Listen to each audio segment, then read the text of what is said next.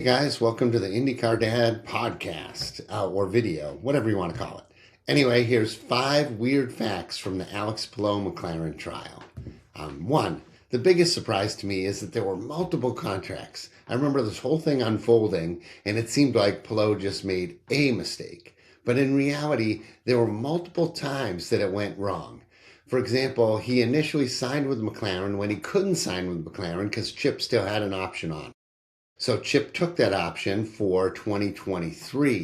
In the meantime, Palou and Zach are working on a contract for 2024, which they keep revising because Oscar Piastri gets signed and the F1 deal isn't going to happen. And it's just a giant mess. Palou keeps shooting himself in the foot with more and more contracts that he eventually backs out of. So it's not like he backed out of one deal. He backed out of a whole bunch of deals. So that's kind of weird. But also, number 2 is there's shadiness from the McLaren side. First, they use the WhatsApp and this thing called disappearing messages, which basically destroys all record of anything you've said over WhatsApp, which is like texting. So there's nothing to admit into court. There's no record of any of their conversations, whereas all the conversations they have with Palou and his attorneys are all admissible. So kind of weird and shaky. Also, McLaren's kind of shaky for asking for so much money. The $21 million is a bit weird. Even the accounting for it is a bit sus. All right, 3. The biggest thing to me is the timeline is so long. Like, I thought this was just a few mistakes that occurred over 6 months, but it's actually really long. For example, in 2022, which is when the bulk of it happens, Palou's had won the championship in 2021 with his first year with Chip. And in 2022, he's still under contract with Chip. In fact, he's supposed to be blacked out and not talk to anybody until August. But in March, he signs a deal with McLaren. So McLaren has paid for Palou's attorneys. And the Palou's attorneys haven't told him that he can't sign anything. So kind of weird.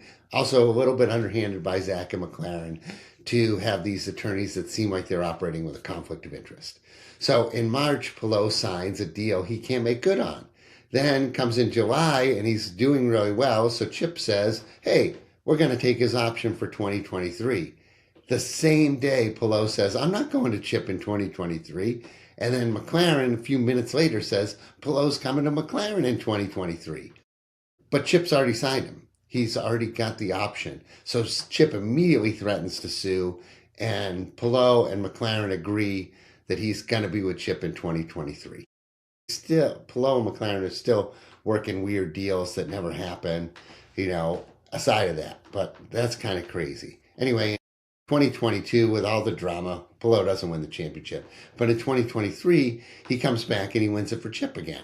And then he was supposed to have signed for McLaren for 2024, but because he's winning with Chip, because there's no F1 deal, this is when he also kind of backs out again. So there's a few stops and starts here where they're trying to get him and he's backing out. It's pretty dramatic and a really strange lawsuit. So, all right.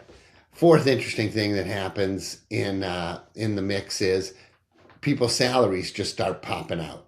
Like Christian Lundgaard made $1.55 million last year. And next year he's going to make $2 million. That somehow pops out. The second thing is the season that Nolan Siegel ran the last 10 races, he paid $1.25 million to do that. And the rumor, not in the lawsuit, but there's a rumor that he paid $2.5 million to drive for him last year. So it's all part of the lawsuit. That the Siegel number was in the court, but it was redacted out of the document. So we don't know the number, but the people in court did. The reason it's important is because McLaren's saying that we lost all this money by not having Palou, but Palou's camp is saying, yeah, but you got $2.5 million from Nolan Siegel, so it can't be that bad. Anyway, rumor, by the way, has it that we know that Pato's going to make $4 million next year. So this is where these guys are sitting. It's very interesting. All right, so that's number 4. Number 5 is, I have briefly met all 3 parties in this thing. I met Palou a couple times. He's very nice. I met Zach Brown, who's very nice to me. I liked him. And I met Chip Ganassi a couple times, and he's really nice too. So I don't really have any skin in that game. But I will say, after reading all of these documents and doing all this research, I side with Chip on this one. Chip seems to be the only one in this case that knew the truth, stuck with it, and kept his integrity. So, and when other people tried to mess with him, he very quickly said, no, this is the deal. I have this contract with Alex Palou for next year. I have an option, and I will sue him, and he has to drive for me. So I kind of side with Chip. There you go. That's 5 things from the Alex Palou McLaren lawsuit. Hope you enjoyed it.